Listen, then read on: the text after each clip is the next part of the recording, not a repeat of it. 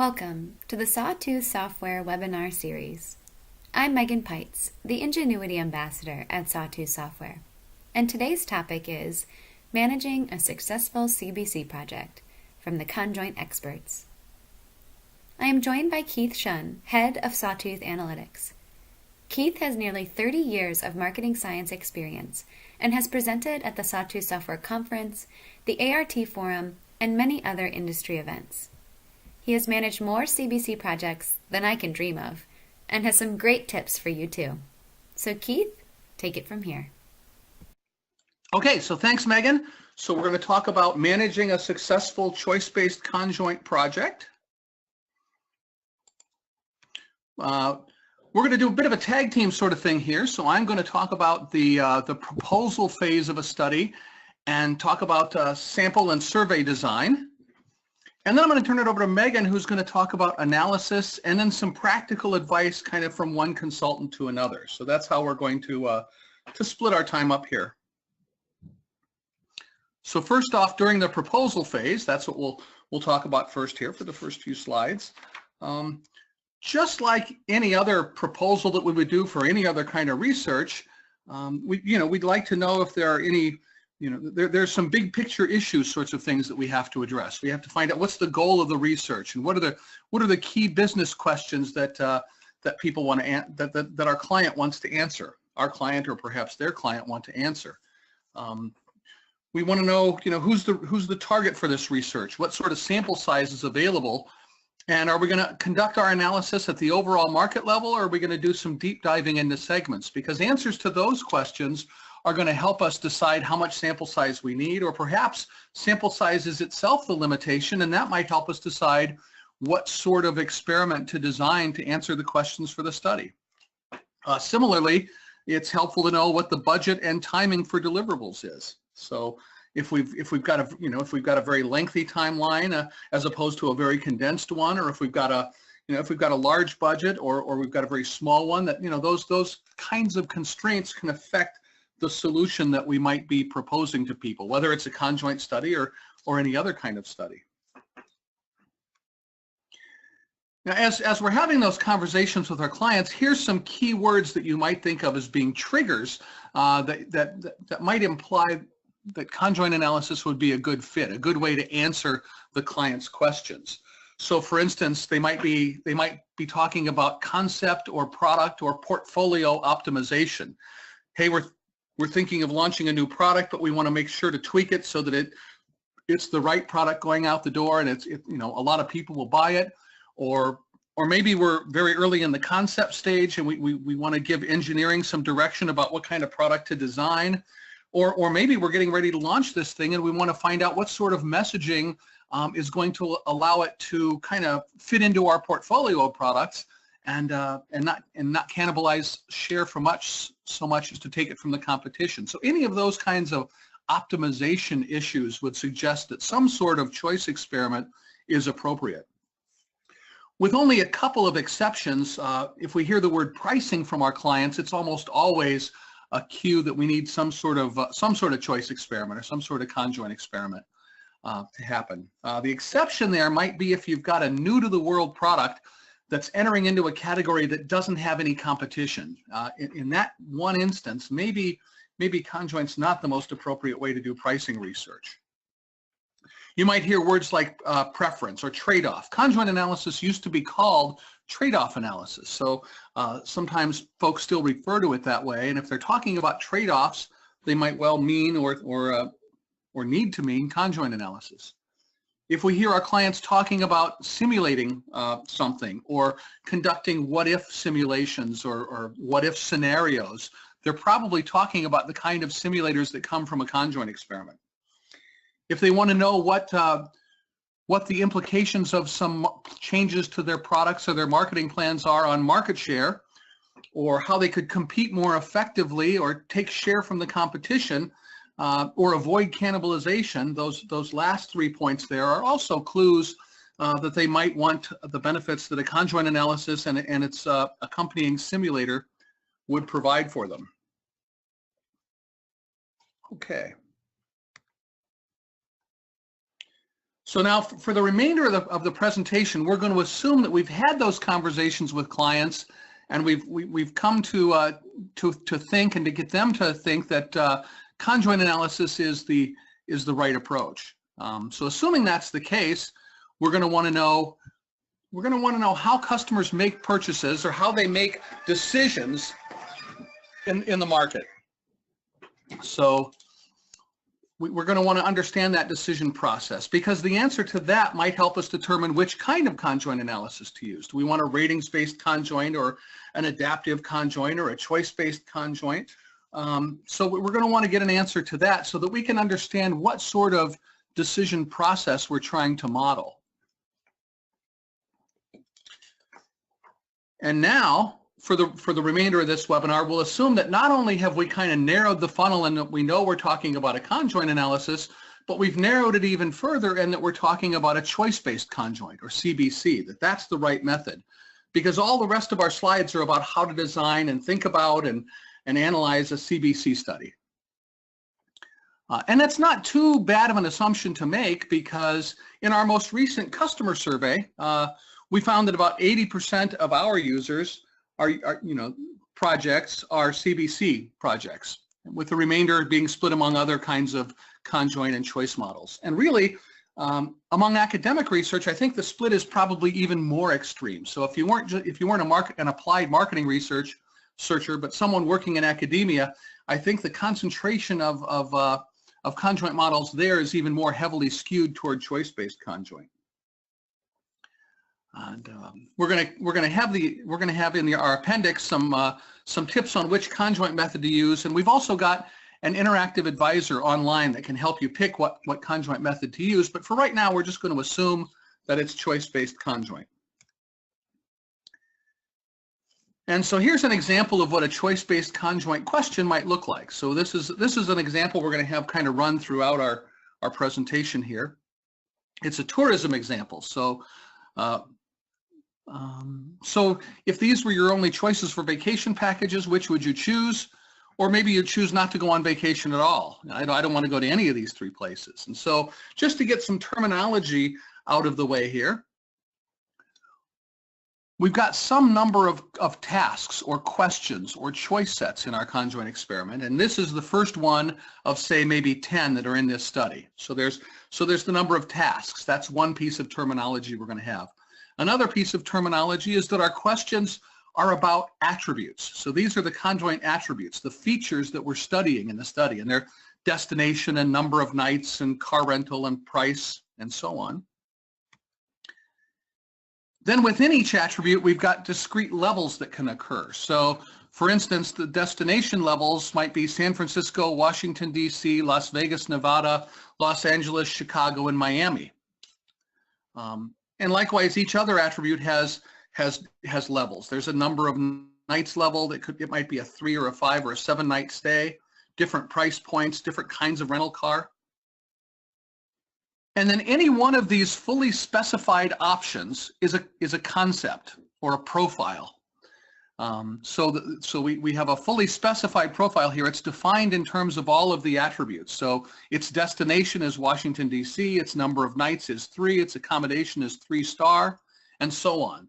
So this alternative here, this profile, is called a concept. That's another bit of language we have here. And so when we think about designing a conjoint study, those are the elements that we're going to talk about. How many questions do we need? What are the attributes? What are the attributes for each level, and so on. So with that sort of introduction, we can go on and talk about survey design. How are we going to make decisions about how to design our CBC study? First off, we need to decide what the attributes and levels are. How many attributes how many attributes do we need to answer the business objectives? We want to include the important attributes here that actually drive people's choices, as well as the attributes that your client is concerned about. I mean, it could be that they've got a very specific interest in a couple of attributes, and we want to make sure that those are included too in our study. The number of for levels, we have a lot of decisions to make. Not only how many levels do we want to have per attribute, and what levels should they be? Are we going to represent them with text or with some sort of graphics or image? Do we want to put a picture on there? Maybe we're selling a certain kind of lumber, and we want to put pictures of that kind of lumber on there so that that our respondents can see what we're talking about in terms of the color of the lumber or the quality or whatever. If we've got qualitative attributes in the study, qualitative or categorical attributes, things like brand, for instance, we want to make sure that our levels are well defined and easy to understand. And then if we've got quantitative attributes, things like price, for example, we want to make sure that our levels accommodates the entire possible range of prices. Remember, we can always interpolate between price points. So if we've included $100 and $125, it's no problem to interpolate to get 110, but we really want to avoid extrapolating. So we want to make sure that the range captures everything we're going to be interested in, because if we only test the range of $100 to $150, and then on the back end, we're going to have a very hard time simulating, well, what if it was $200, because we never measured it. As well, we're going to have to make some decisions about whether we're going to have prohibitions among levels or we want to have an alternative specific design, but we'll get to those topics in a minute. Keith, quick question before we move forward. I know I've had this scenario, and a couple of people have written in about it, where you're struggling with a client who wants all of these different attributes and all of these different levels, and inevitably they have this really long list. So do you have any tips for recommending how to reduce that list, or what are some of the downfalls of having a whole lot of levels and helping them prioritize? That's a good point. And it's been an issue ever since the early days of conjoint analysis. As soon as people found how useful of a tool this was, they started pushing the limits. And well, you can have 5 attributes. Well, can I have 7? And as soon as we give them 7, can I have 9? And then all of a sudden we've got people asking for dozens and dozens of attributes. There are actually a few ways we can do that, right? We can we could do a larger study to narrow down the number of attributes. Maybe we do some sort of max diff scaling exercise or something, get the number of attributes down to a manageable level, and then field it as a second study. We can do both of those steps in a single study now because we have the adaptive choice-based, right? So we could do a preliminary screening step and find out which 10 attributes are most important to a given person, and then pull only that set of 10 into that person's conjoint experiment and leave the rest out. We could do that. We can you can do something called partial profile conjoint analysis, which we have a long list of attributes, but in each question we only show a subset of the whole list, and then we show different subsets in different questions. And then I've seen, and then in more old-fashioned, there were ways of doing bridging designs where each respondent might see a unique set of 8 attributes, but there were 2 attributes in common across respondents that we used to calibrate and bridge the various experiments together. So there's a variety of ways of handling that problem, and it's really the specifics of that problem that we use to decide which one of those routes to go. But we do have choices there. Perfect. Thank you. Okay.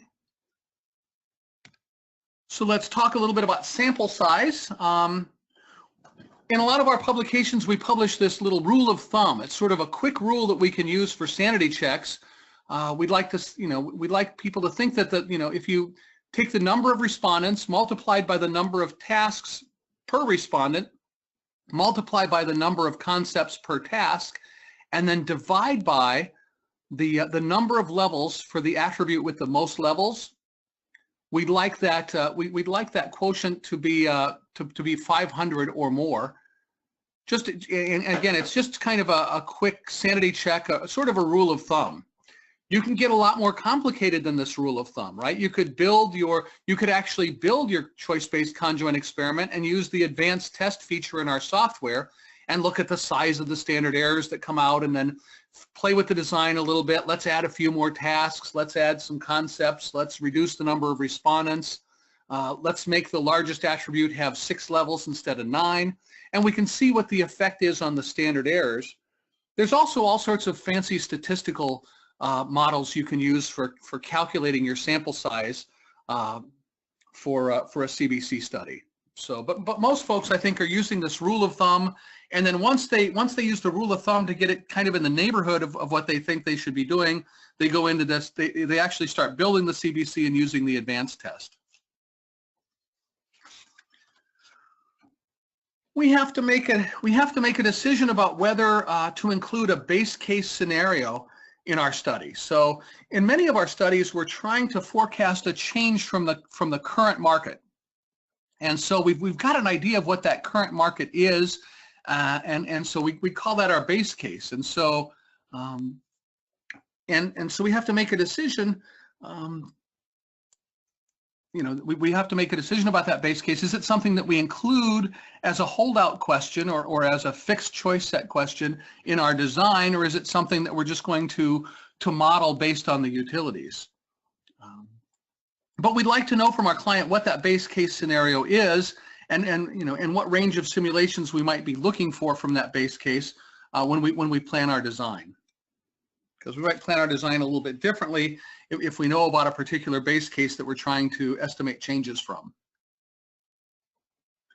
Okay. Now let's talk a little bit about the layout of our choice-based conjoint questionnaire. We ought to think, when we're thinking about designing the questions and what they should look like, we have to think about what kind of choices the buyers, our respondents, face in the marketplace. Because oftentimes they're really considering a small number of alternatives, and other times they're considering a whole lot of alternatives. So, and we might decide on having fewer concepts per task or more, depending on the response that we get from that. So, for instance, if we've got a choice where there's a lot of complexity, or the attributes are very wordy, or there's a lot of attributes, we might want to say, gee, let's keep the number of alternatives or concepts small in our question, and let's just show 2 of them in the choice question, in the task, and then allow the respondent to process both of them very deeply. But in other markets, I mean, think about going to the store to the snack aisle, and you've got potato chips and popcorn and pretzels and tortilla chips and this and that and the other thing. Showing concepts 2 at a time really doesn't reflect the reality of the choice that the respondent is making. It also doesn't reflect the reality of the stimulus that the respondent is facing when they walk in. And so in that case, we might well want to produce a screen that looks a lot more like a store shelf, that maybe has 4 shelves of 5 products each on it, and shows a package, and then smaller packages, larger packages, different sizes for the packages, different brand names. And typically, and that's the kind of thing we might do for some sort of fast-moving consumer goods product. So we'd have a lot of alternatives on the question, and we might use a shelf set sort of choice-based conjoint. It's a particular setting in the software that allows your experiment to look like a store shelf. And in this case, as it says here, there typically be more concepts rather than fewer on the screen. We might have 20 or 30 products showing on the screen, and getting respondents to choose among them. And for that matter, if there's variety seeking here, we might not require that the respondent just makes one choice. We might ask them, hey, think of the next 10 times you're going to buy a snack. How many times would you buy each of these? And so they have the opportunity for each item on the store shelf to say anywhere from 0 to 10, where they would sum to 10, say. So that would be our way of accommodating variety seeking.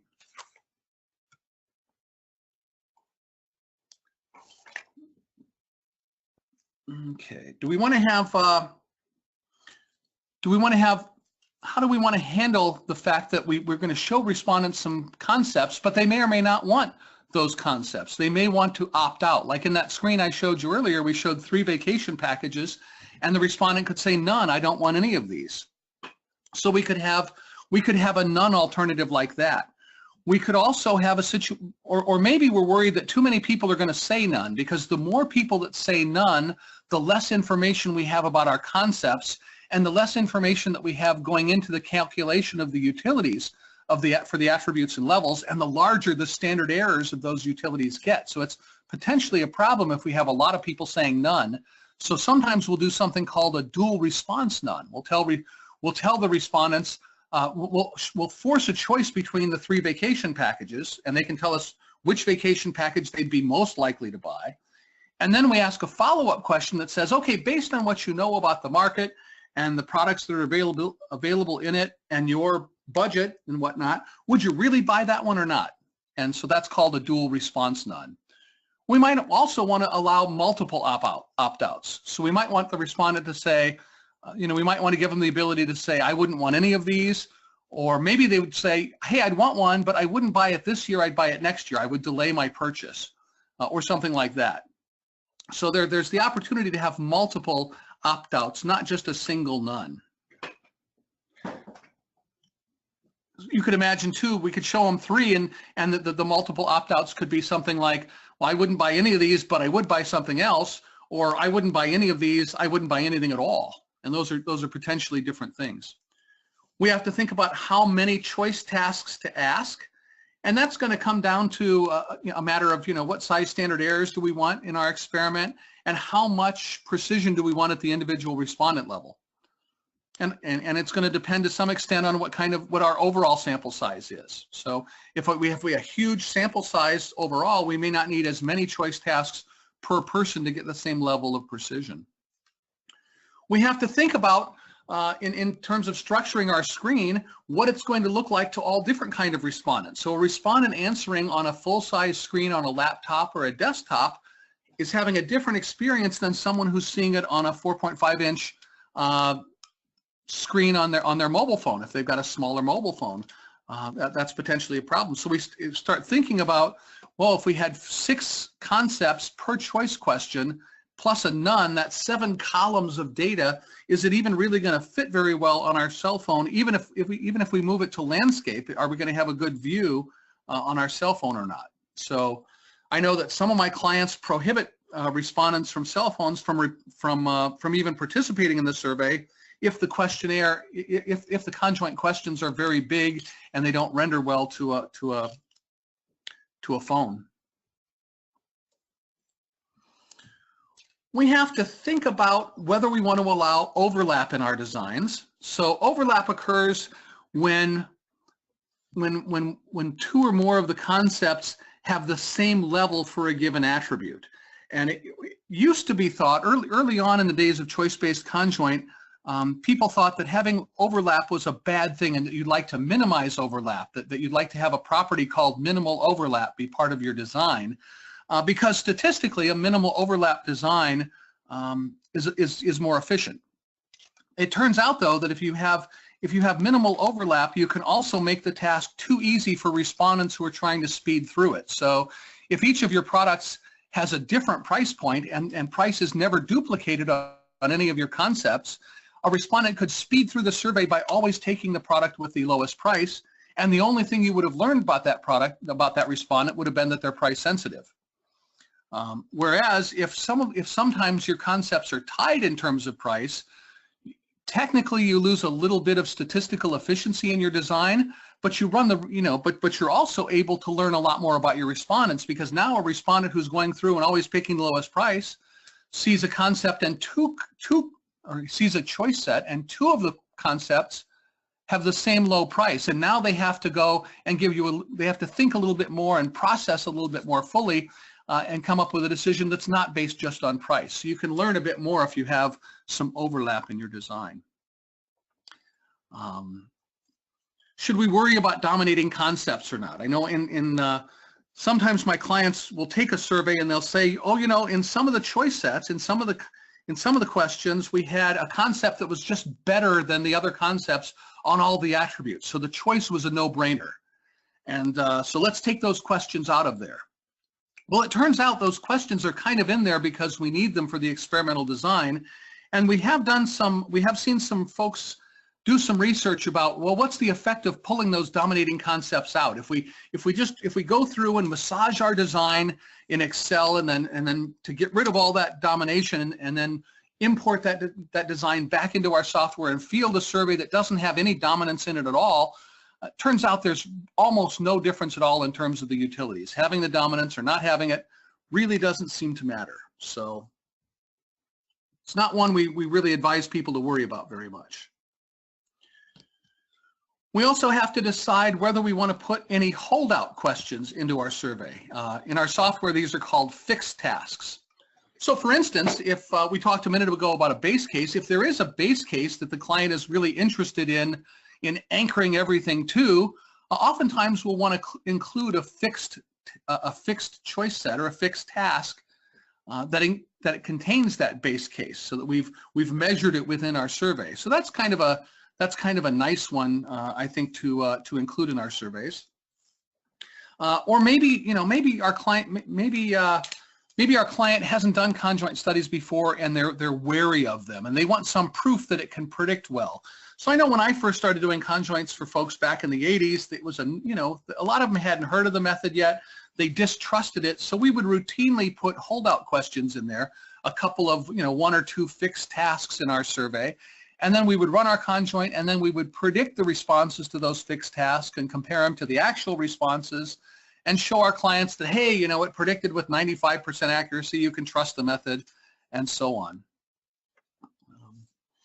But maybe we want to use holdouts for more things than that. Maybe we want to test alternative model specifications, models with and without interactions, models where we've modeled price as a categorical variable or as a linear variable, and so on. So we might want to test our models themselves, and for that we've got an add-on to our product called the CBC HB Model Explorer that lets you have the benefits of models without actually asking any extra questions. So for instance, if your survey had 12 questions in it, 12 CBC questions, the Model Explorer would use 10 of them to make a model, and then it would test that model on the two that weren't used in the model, the two that were held out, and it does this automatically. So it allows us to do a lot of kinds of exploring of interactions, exploring the settings on the HB, and so on. So it takes a while to run, but if you let it run overnight, you get really, really good answers.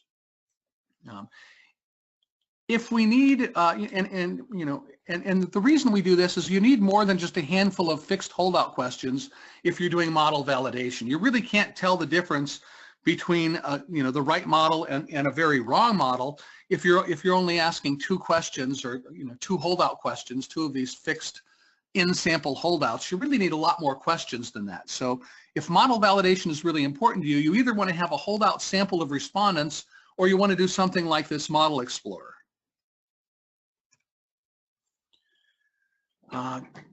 In our choice-based conjoint analysis that we run, for the hierarchical Bayesian analysis, we have the opportunity to include covariates that help us tease out differences in the utilities across respondents. So if we had information about past brand usage or someone's respondent thresholds or what their motivations were, we could actually include those in the estimation as covariates, and that helps us bring out even more the heterogeneity that's in the data.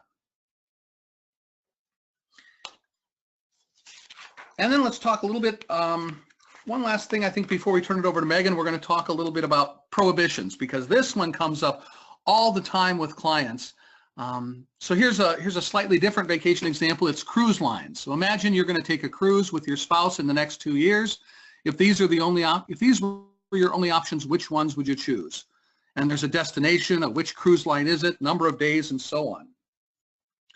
But the client comes back and says, well, look, Norwegian, hey, they're in Norway, right? They don't go to the Caribbean. It's just not what Norwegian does.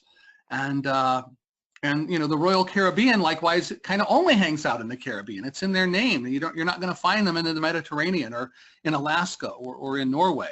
So we've got all these prohibitions.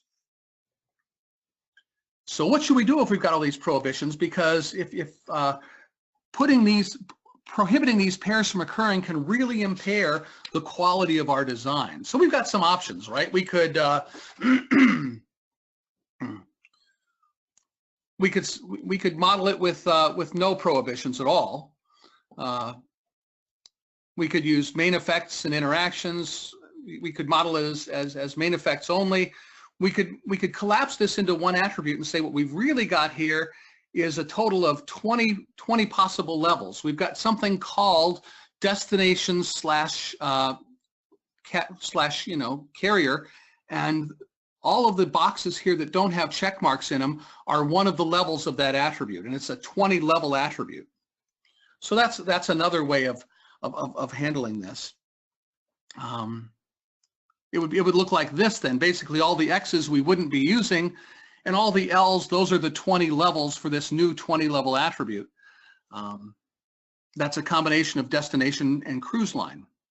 Of course, we won't be, if we do it this way, we won't be able to separate out the utility of destination from the utility of cruise line. So if the client wants as one of their deliverables, hey, how important is destination versus cruise line, we're not going to be able to tell them that. And that's a risk. And oftentimes we'll hear things like this from clients. It really doesn't make sense, right, to show different cruise companies going where we know they don't serve. Or I don't want my survey to look stupid to my boss. Or worse yet, I don't want it to look stupid or unrealistic to my respondents. If my respondents see something that looks silly, they might not take the survey seriously anymore, and they might start answering randomly or giving me garbage data.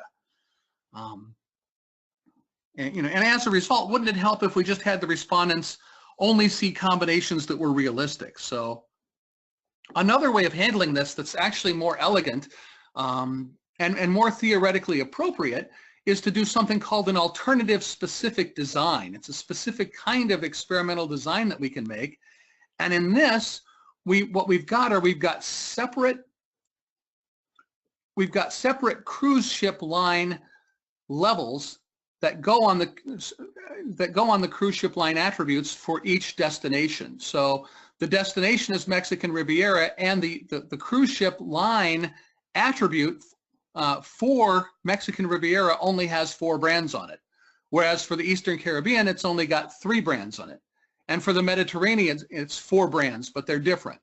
So what we've got here, instead of having a single destination attribute, or a single cruise line attribute, is we've got 6 different cruise line attributes, 1 per destination.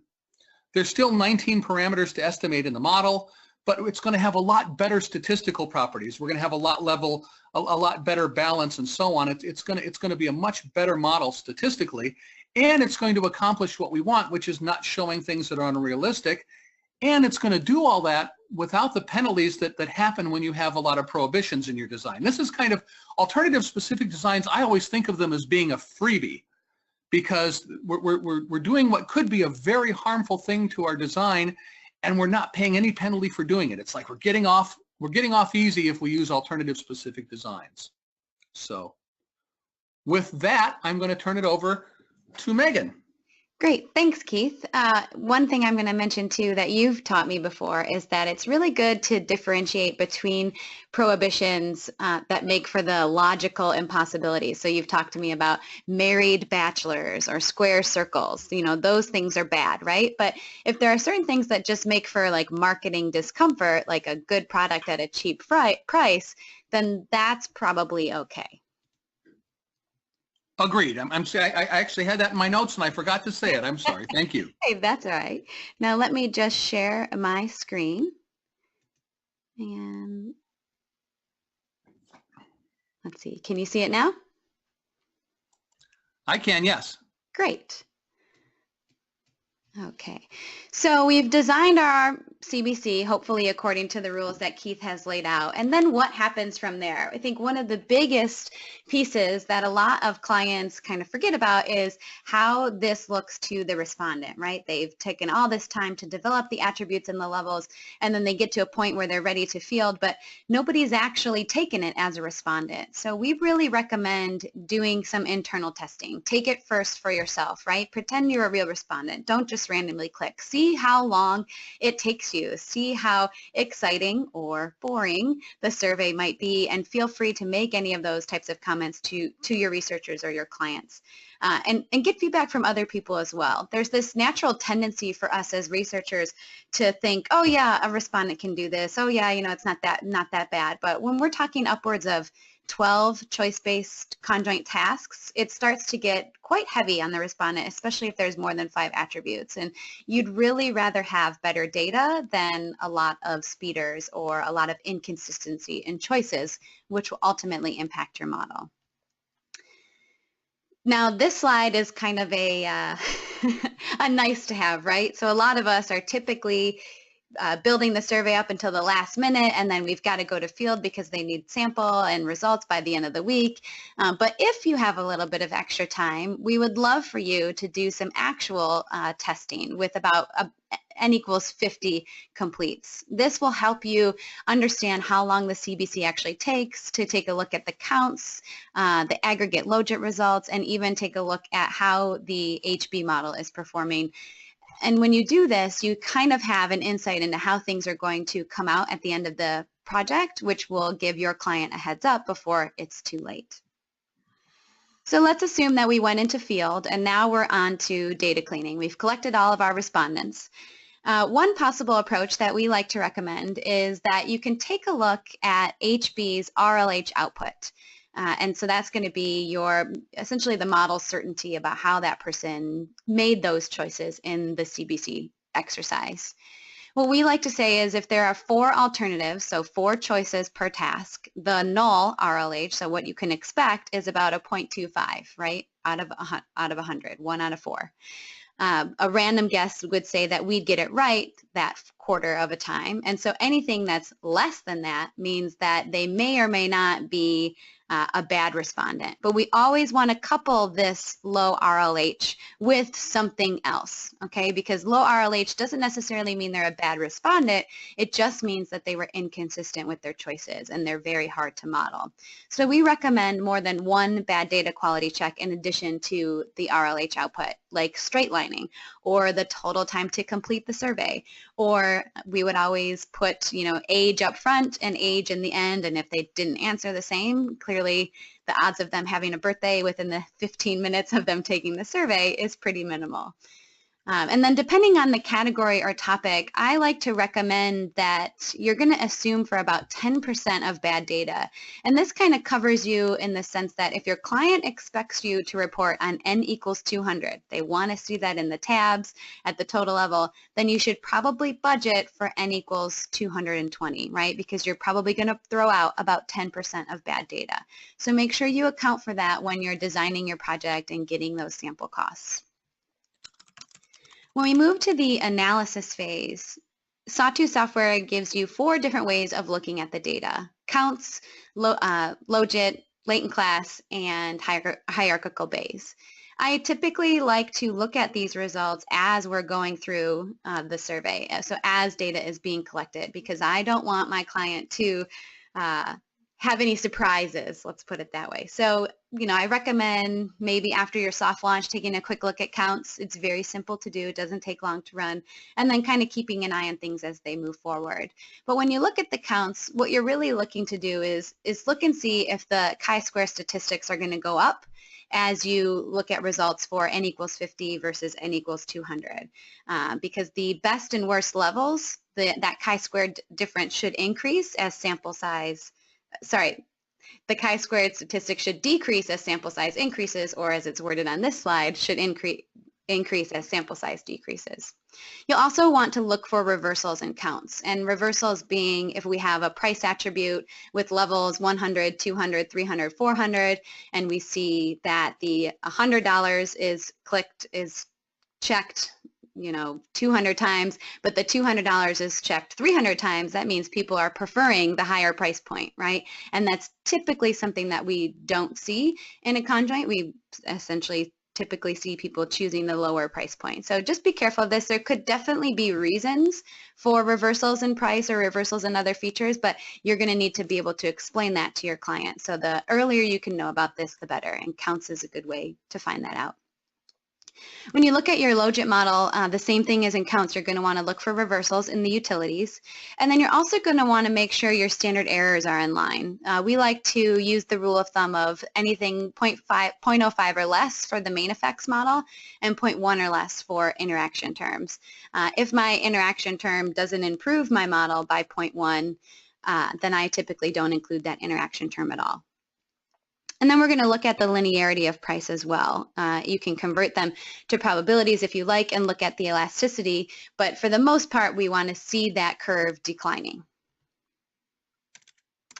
When we move on to latent class analysis, again, you want to look for reversals, but you want to look for them within each segment, because with latent class, if we define 4 segments, we're going to get a row of utilities for each of those 4 segments. So you'll want to make sure that there are no reversals within each segment, and if there are, you might want to consider constraining that attribute and rerunning.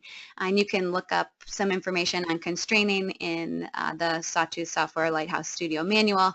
I typically my default is to not use constraints to let the model fall out as purposeful, but if there is a reversal and I know that I can't explain it, then I might go back and put constraints on the model.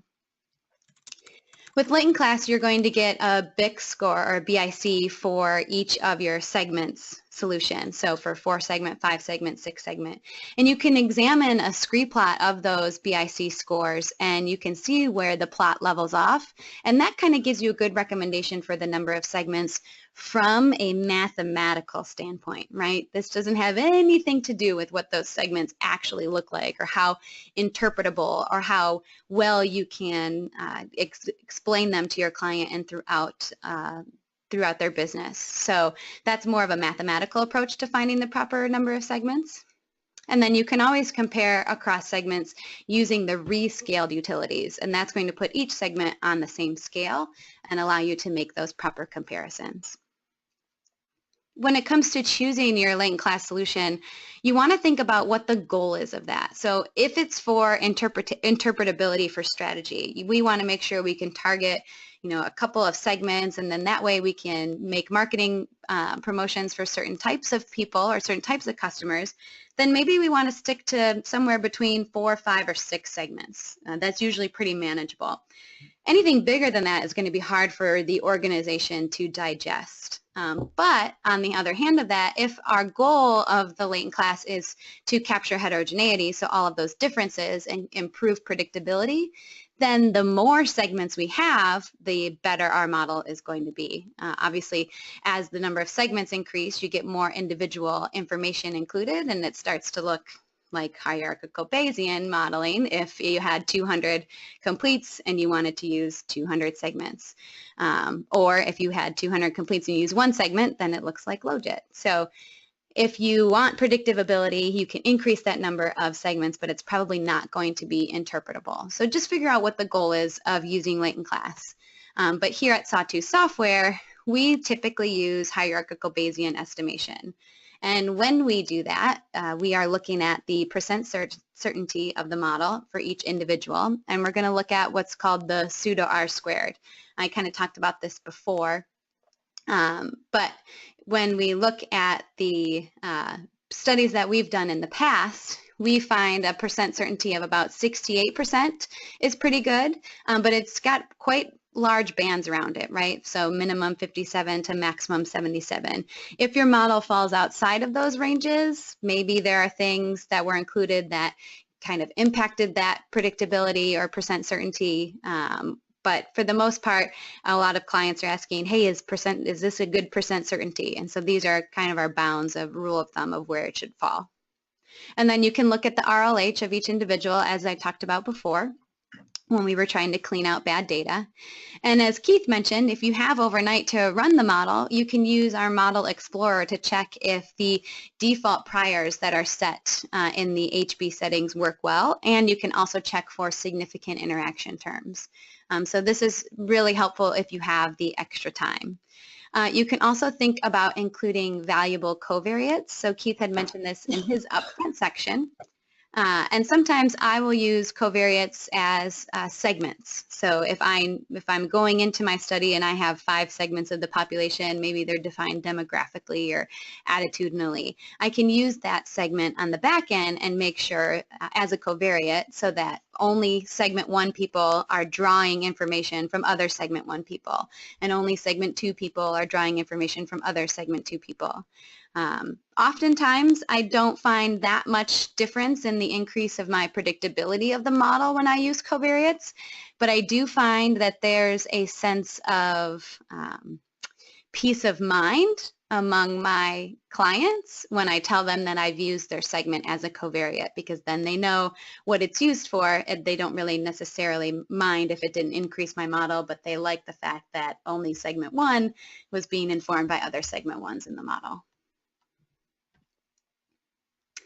Beyond the default settings, the most common things that I personally change are, as I mentioned before, constraints. I like to run my model first. If I see reversals, then I might go back and add constraints if they make sense. Covariates, as I mentioned, not necessary to improve the model, but sometimes are helpful in explaining the model or making sure that you're drawing from the right population if you're using hierarchical Bayes. You can also omit tasks as warm-ups. So sometimes that first or second choice task is a little bit hard or overwhelming, or if you're using a sample that isn't from a panel provider, this might be the first choice-based conjoint they've ever seen. So you can omit those first couple of tasks if you have the sample for it, and then that way you have people who are making better choices as they move on. You can also add interaction terms. A lot of the times I'm expecting to see interactions between brand and price. Those are typically my biggest interaction terms. When you also think about the model itself, when you change brand, you might want to see a change in price as well. And if you don't have an interaction there, it's going to be hard to see. And then there's the prior variance and prior degrees of freedom settings. A great paper by Brian Orm and Walter Williams from 2016 are what are the optimal HB prior settings for CBC and max DIST studies. So you can take those recommendations, or if you have the time, you can use the Model Explorer. And then you can also skip the factor for printing so that your makes a model run a little bit faster. As far as things that I don't really change, acceptance rate, I don't really customize the prior alpha, and code variables using dummy coding, I typically stay away from those things. Now that I have my results, the most important thing, I think, is the simulator. Oftentimes in my past life, we would put the simulator as a different line item, and then my clients wouldn't want one. And I always wondered, why? Because it's essentially a choice laboratory for testing different alternatives. And the results that you get from the simulator really make sense to managers, and it's a tool that they can play with, and it helps them answer very strategic questions like, if I change this price, or people, if I increase my price by $5, $10, or $100, at what point are people going to switch to my competitor? You can play these what-if scenarios that just make the use of the conjoint utilities so much stronger. In addition to that, you really have to be careful if you only look at the utilities and the importances. And the reason is, I always say this, the lies are in the averages, right?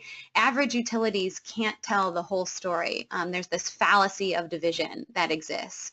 A quick example of that would be, if we look at this table here, we have the following utilities for 3 different colors. Respondent 1 has a utility of 50 for blue, 40 for red, and 10 for yellow. If we look at the average, though, across all of those colors, we would say red has the highest average price. Therefore, our widget should be red. But if you look at the individual levels, does any one respondent actually prefer red? Well, no. Right? So the first respondent actually chose blue, the second respondent chose yellow, and the third respondent chose blue. So I'm making a recommendation to the industry to say our widget should be red based on averages, when really, if we look at the individual level of understanding, blue is chosen twice and yellow is chosen once, we shouldn't even be considering red. So that's just something to be a little bit cautious of.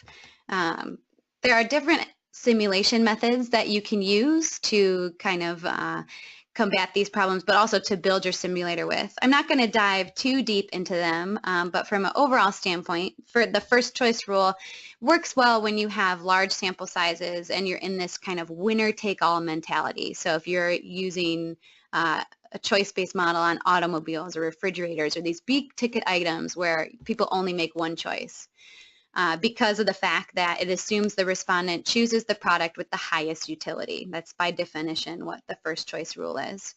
But what happens is we don't learn about anything else that's preferred, especially in a very big variety-seeking category or fast-moving consumer goods. You're probably going to lean towards share of preference or randomized first choice.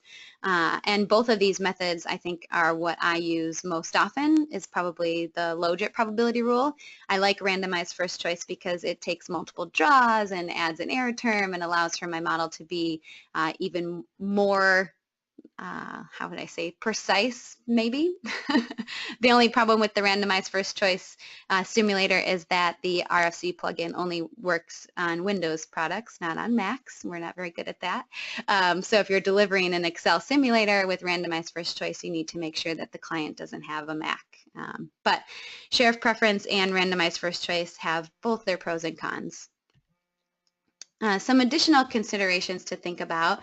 There's a scale factor, or what Sawtooth software calls the exponent, that can help you better fit market share information that you can add to your simulator.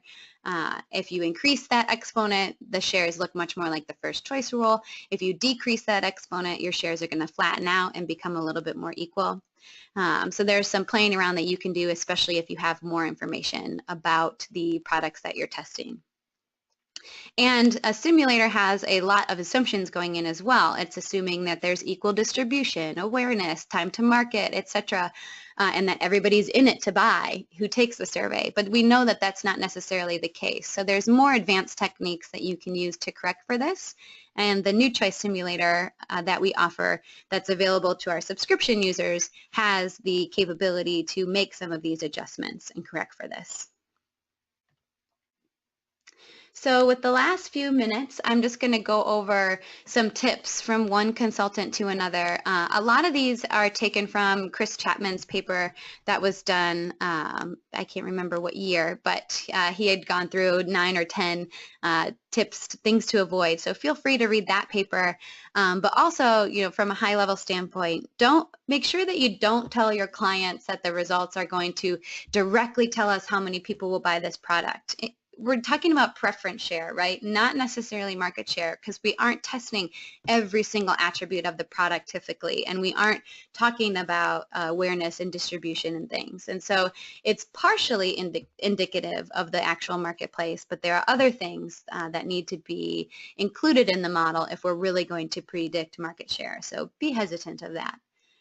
We also don't know if a feature is good or bad. We just know how much it's preferred to one or another. I had a client who would always say, oh, is it the smartest kid in summer school? Essentially the best of the worst attributes or levels within that attribute. So just be careful of how you phrase things when you're talking about people prefer this level versus this is the best level. And just like any quant survey, make sure you weigh the pros and cons of increasing sample. We made that recommendation of the number of tasks times the number of level and things like that to be greater than 500. And that's really great. But oftentimes, we don't have that kind of sample to tap into.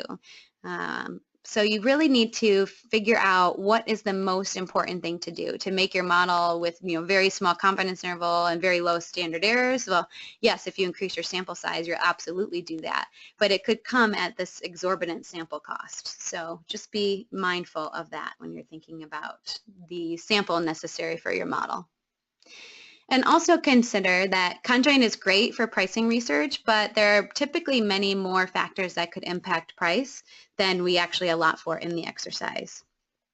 And always build a simulator if you can. Again, if you only look at the averages, you could be missing out on the big picture. And then be careful when reporting importances. Oftentimes I see reports with this nice little pie chart out of 100, and they look at the biggest piece of the pie and say, we're going to focus here. But importances are relative. It's another reason why I prefer to build a simulator than just showing charts of importances and utilities. Since importances are relative, if we include a really popular or really unpopular level on one of the attributes, that could essentially alter the importance of every other attribute. If you remember how importances are defined, you look at that range from the lowest level utility to the highest level utility within an attribute. And so if you can think about it mathematically, you can see that if that range is really big because there's a super popular level in there or a super unpopular level, it's going to impact how people feel about that, how the importance looks for that attribute versus the others. So just be careful when reporting those. A couple ways you can learn more. Obviously, we did a very high-level overview, but feel free to join us either in Huntington Beach, Park City, or if you can hop on a plane in the next few weeks to Singapore, we will be there as well. But you will, all levels of choice-based conjoint experts / novices and beginners are invited to our trainings, and you can learn a whole lot from a consultative level as well as inside the software. And I think that that is all that I have. So we have a little bit of time left for questions. Keith and I will stay on as questions continue to come in, but let me get those started. We had two that were closely related, so I thought maybe we could answer them both together. Great. And Chris Moore sent in a message that asked about, I had mentioned that having alternative specific effects is sort of like a freebie, and Chris said, well, yeah, but they're really not a freebie because each one of the alternative specific levels will be seen less often potentially than other levels would be in your design, and so they might have larger standard errors. And someone else asked a question about interactions. What's the effect of having both main effects and interactions? Does it require a larger sample size? And the answer to both of those is yes. Having those alternative specific effects, in a way, they're a lot like interactions. And if you have either those or interactions, you're going to have larger standard errors around those alternative specific effects or around those interactions. And so to keep the level of precision where you want it, you may well find yourself needing to have more observations, whether that's more respondents or more choice tasks per respondent. You're probably going to need some more. Great. Thanks, Keith. I had written down a question for you, Keith, when we were talking about holdout tasks. Could you talk about how often you're actually including holdout tasks in your CBC projects, and if there is kind of a standard when you're using them versus when you're not using them? Certainly, I do use them when I've got a base case that I want to model, because I think it's valuable to collect that specific base case from my respondents, so that if for some reason the shares I simulate are different than what my client says the base case scenario is out there in the world, it gives me some diagnostics as to is there something wrong with my model, or is it the sample that I've got is a little bit different than the sample that provides the base case out there in the world. Apart from that, I typically don't collect holdout samples for model validation, because I usually use the Model Explorer. But if the thing I want to, if the thing I'm interested in validating is something that the Explorer won't do, like should I have, do I need to have a part worth model or a linear model or some sort of, nonlinear model for prices? If I would really care about that, and I rarely do in applied research, then I might well go with, then I might well have a holdout sample of respondents. But that's typically something that I only do for methodological research, not for client research. For client research, that kind of decision, I'm usually willing to live with what I can fit in sample without the use of holdouts. Great, and I 100% agree and follow the same approach as you do. Let's see, what else is in there? Oh, we had a question about whether when you were talking about latent class, someone asked whether latent class is the same as as the mixed logit they're familiar with, and the answer to that is that no, latent class is a little bit different. Our HB analysis is what's more similar to the mixed logit. The mixed logit is a maximum likelihood estimation way of accommodating respondent heterogeneity by allowing each respondent to have a unique set of utilities.